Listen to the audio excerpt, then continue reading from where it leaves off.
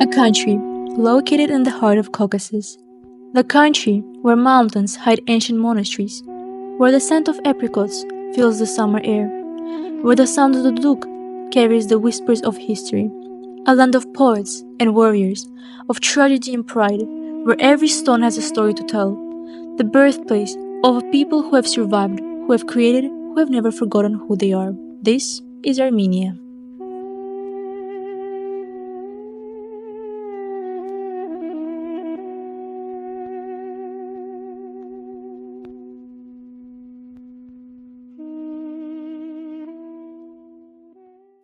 Armenia shares a border with Turkey, Georgia, Azerbaijan, and Iran. Armenia may be small in size, but is rich in history that dates back over 3,000 years. Armenia was the first nation in the world to adopt Christianity as its state religion. Armenia's capital Yerevan is one of the oldest cities, founded in 782 BC, which makes it 29 years older than Rome.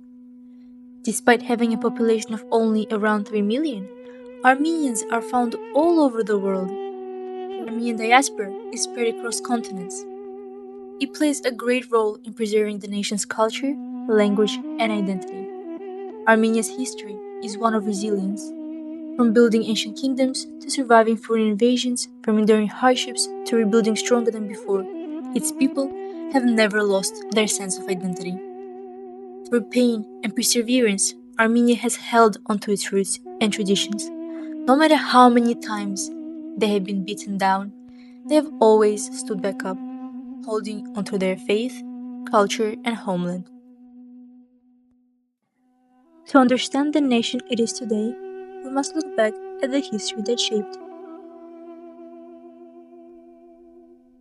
Urartu is the earliest known kingdom in Armenian history that thrived in the Armenian highlands in the 9th century BC. It was a powerful kingdom centered around fortified cities like Van. Urartu's influence remains in Armenian culture, language, and legends to this day. In the 6th century BC, Armenia became part of the Achaemenid Empire, but kept its own rulers.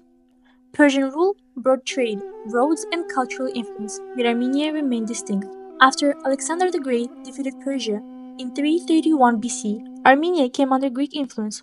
Hellenistic ideas spread, but Armenian kings kept their independence, blending Greek and local traditions. In the 1st century BC, Tigran the Great built a vast Armenian empire, stretching from the Caspian Sea to the Mediterranean. In 301 AD, Armenia became the first country in the world to adopt Christianity as its state religion. This decision shaped Armenian identity, uniting the people through faith and tradition. In 387 AD, Armenia was divided between the Byzantine and Sassanid empires. Armenians lived under foreign rule for centuries, caught between two powerful empires. This period was marked by struggles to keep Armenian culture and traditions alive. In 405 AD, Mesrop an Armenian scholar and monk, created the Armenian alphabet to translate the Bible and preserve the Armenian language. Armenian alphabet has unique letters and doesn't fall under any branch. In the 9th century, Armenia regained independence under the Bagratid dynasty. King Nashon I helped to rebuild the nation, making Ani its capital, a city known for its wealth and stunning architecture. This was a golden age for Armenia, full of art, literature, and innovation. In the 11th century, the Seljuk Turks invaded, forcing many Armenians to flee. Their rule marked the beginning of centuries of struggle, as Armenia lost much of its land and independence. Fleeing, Armenians established the Kingdom of Cilicia on the Mediterranean coast. From the 12th to 14th century, it became a strong ally of European crusaders and a hub for trade and culture. By the 16th century, Armenia was under the Ottoman rule. Armenians lived as second-class citizens, heavily taxed and restricted. Despite this, they kept their traditions and became skilled merchants, craftsmen, and scholars. In 1915, the Ottoman Empire began the systematic killing of over 1.5 million Armenians, known as the Armenian Genocide. Intellectuals, artists, and community leaders were specifically targeted. They were arrested, tortured, and executed, aiming to erase the very heart of Armenian culture and existence. The genocide forced countless families to flee their homes, enduring unspeakable horrors as refugees. This dark chapter in history left deep scars on the Armenian people not just physically, but their cultural and intellectual heritage. The genocide is still denied by the perpetrators. En Türkiye Horace nothing. Yes, mere sergo akbede. Spanumein, parnumein, kuzargumein, amotse parnaparumein. Men nicht tesilem. Men savamain etmen katen, murum katen çeytalım. Vinçen bobi tıklık savat taramaneki. After World War I, Armenia briefly gained independence, but was soon taken over by the Soviet Union in 1920. Under Soviet rule, Armenia modernized with factories and schools, but lost its freedom. Nagorno-Karabakh, or Artsakh, was once a part of ancient Armenia, with roots dating back to the 5th century BC. It was annexed to Soviet Azerbaijan by Stalin in 1923, despite its majority Armenian population. In 1988, Armenians in Artsakh demanded unification with Armenia. When the USSR collapsed in 1991, Azerbaijan rejected Artsakh's independence, leading to mass executions and expulsions of Armenians. The First Nagorno-Karabakh War followed, lasting from 1992 to 1994, ending with Armenia in control of the region. However, despite victory, Artsakh remained an independent republic. In 2020, a second war erupted. After 44 days of intense fighting, Azerbaijan claimed much of the territory. From December 2022 to September 2023, Azerbaijan blockaded Artsakh's only lifeline, the Lachin Corridor, cutting off food, medicine, and electricity for 120,000 people. Then, on September 19, 2023, Azerbaijan launched a final assault on Artsakh's capital, Stepanakert. Within 24 hours, outnumbered Armenian forces surrendered. Azerbaijan demanded disarmament, forcing Artsakh's government to dissolve. Azerbaijani President Aliyev claimed Armenians' rights would be guaranteed, but they feared persecution would continue, given that even ethnic Armenians from any country are denied entry into Azerbaijan. With no trust in these promises, in mere days, over 100,000 Armenians were forced to flee their homeland. Armenia's past is not just a story of empires and wars, it is the foundation of her rich culture. Kochari is one of the most well-known Armenian dances, a fast, energetic circle dance that brings people together, symbolizing unity and strength.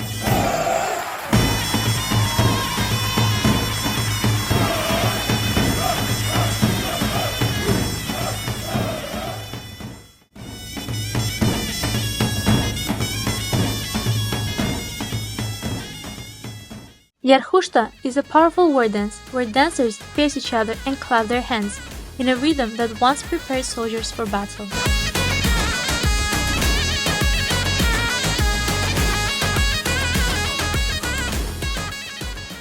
Uzundara, in contrast, is soft and graceful, often performed at weddings.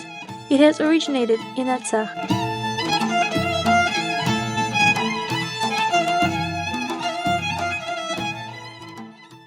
This is another variation of Kochari, performed by men in army uniforms, symbolizing the strength and resilience of Armenia's warriors, honoring those who fought for their homeland.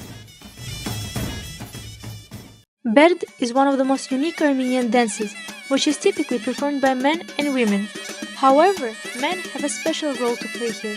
The most important part is them standing on each other's shoulders and making a two-layered real fortress.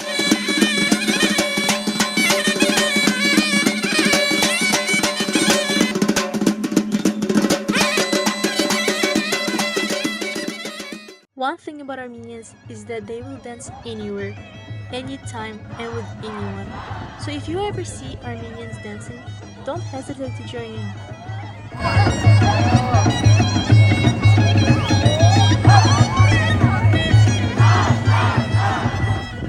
Armenian food is more than just a meal, it's a celebration. Rich, flavorful, and always served with a side of hospitality. Every dish here tells a story. Lavash is more than just bread. It's an ancient tradition recognized by UNESCO.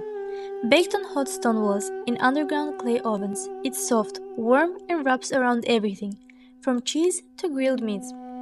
It's an integral part of every meal in Armenian families. Jingel of Hats is a herb-filled flatbread stuffed with a mix of greens and spices, offering a burst of flavor in every bite.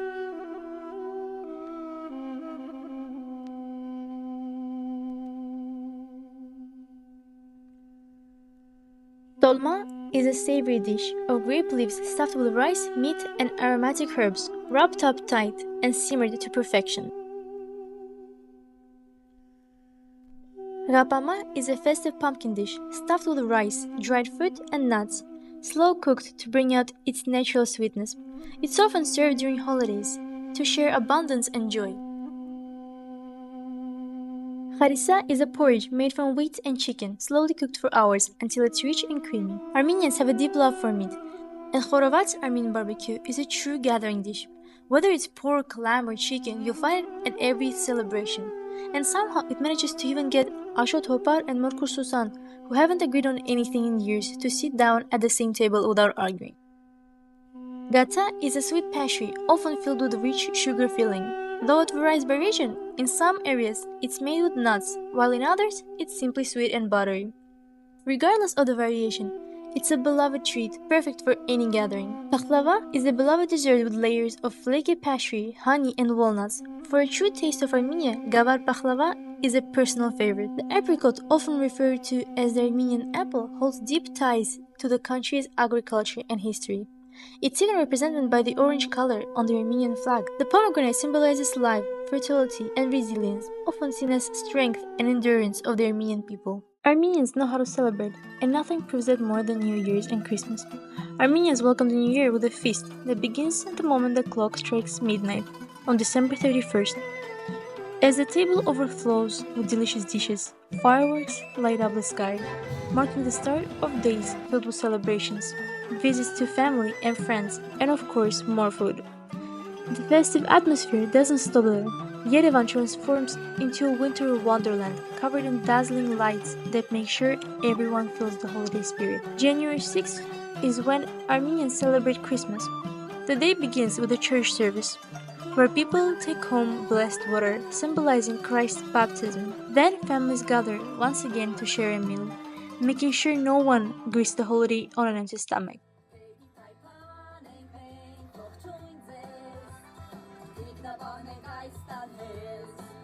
February the 13th marks the celebration of Trendes, a holiday full of fire, love, and good fortune. As night falls, bonfires are lit, and couples jump over the flames, hoping for happiness and prosperity. Whether you jump or just enjoy the warmth, it's a night of togetherness and tradition.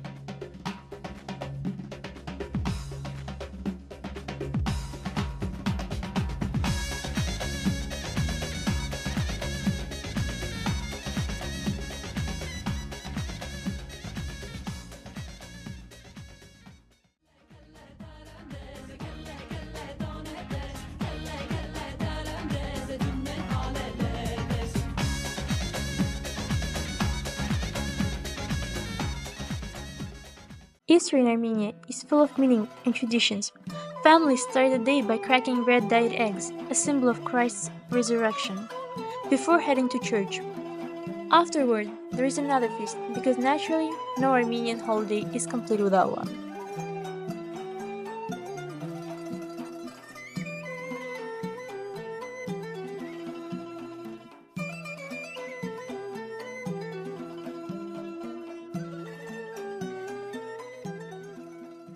On April 24th, Armenians remember the victims of the 1915 genocide on Armenian Genocide Remembrance Day.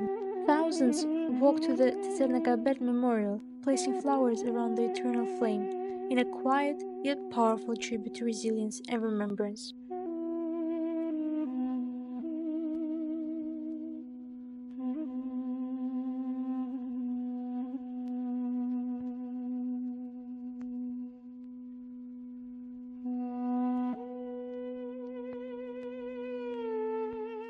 September 21st is Independence Day.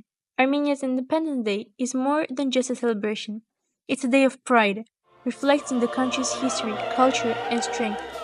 From official ceremonies to concerts and fireworks, it's a moment to appreciate how far Armenia has come.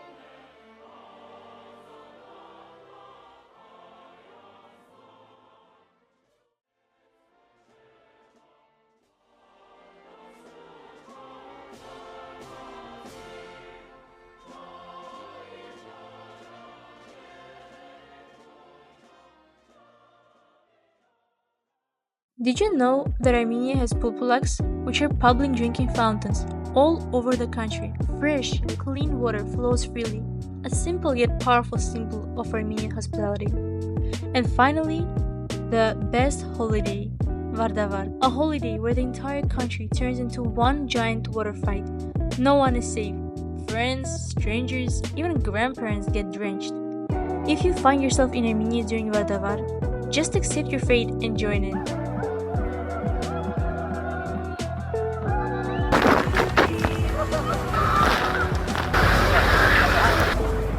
Armenians are found all over the world, keeping their culture alive.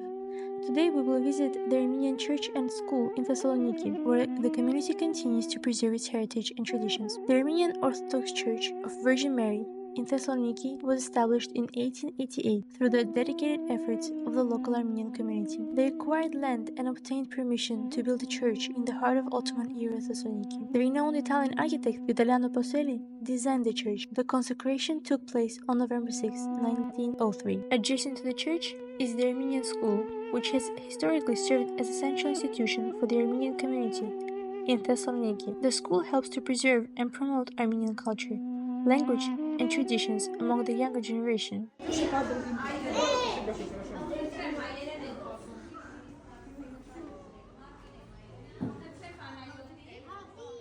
Younger kids play different games to learn the language and history of Armenia.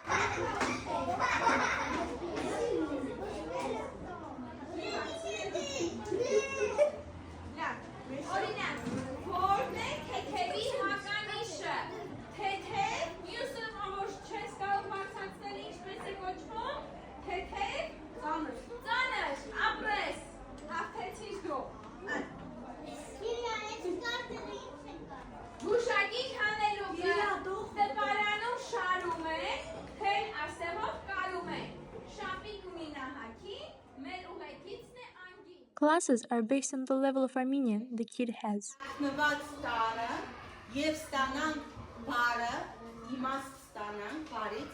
Այստեղ ոչ տարը կարող ենք ավելացնել, որպեսզի ստանանք բարը։ Ձեր բարձրացրեք խնդրեմ։ Ալեքսիա, խնդրեմ։ B տարը, այո, շատ բարի, ուրեմն ստացա նշպաթեր, շատ բարի։ Հաջորդ բարը, ասա Սոֆի ջան։ Այո, եւ ստացա բարամուտ։ Սաղար, այո, հաջորդ բարը, ասա Միլենա ջան, այսինքն ավելացնում ենք խ տարը և ստանում ենք բարը քաղցր, հաջորդը,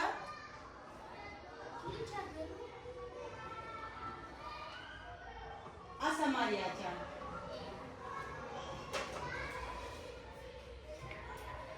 Ոչ տարն ենք ավելացնում, որպեսզի ստանանք, Իվանա։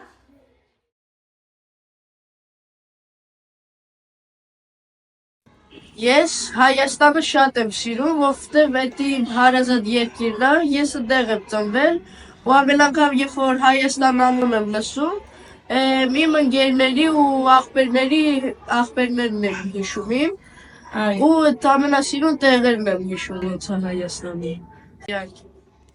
Ինչ կուզենաս լինի Հայաստանում, առաջին հերթին ինչա քեզ ցավացնում, որ լինի խաղաղություն, որ պատերազմներ չլինեն, ճիշտ է։ Խաղաղ երկրի տակ ապրեն մեր հայերը։ Իսկ որ մեծանաց ցանկություն ունես գնաս, ասել թե հետ գնաս Հայաստան ապրես։ Այո։ Հա։ Ուրախ եմ, որ Հայաստանի իմ հայրենիքն է, միշտ ուզում եմ այնտեղ մնամ, օրինակ, եւ որ մեծանամ այնտեղ մնամ, Ապրես Հայաստանում։ ապրես Հայաստանում։ Հա։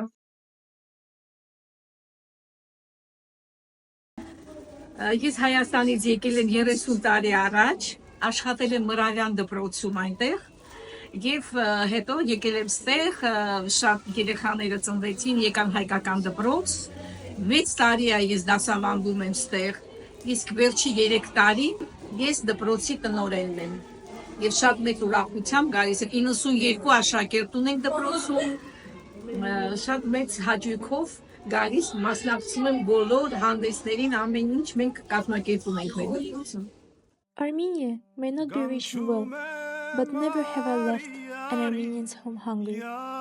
Their hospitality is a treasure where the true wealth is measured in the warmth of their hearts and the generosity they offer. Despite enduring countless tragedies and challenges, Armenia stands strong. As Anatole France once said, Armenia is dying, but it will survive.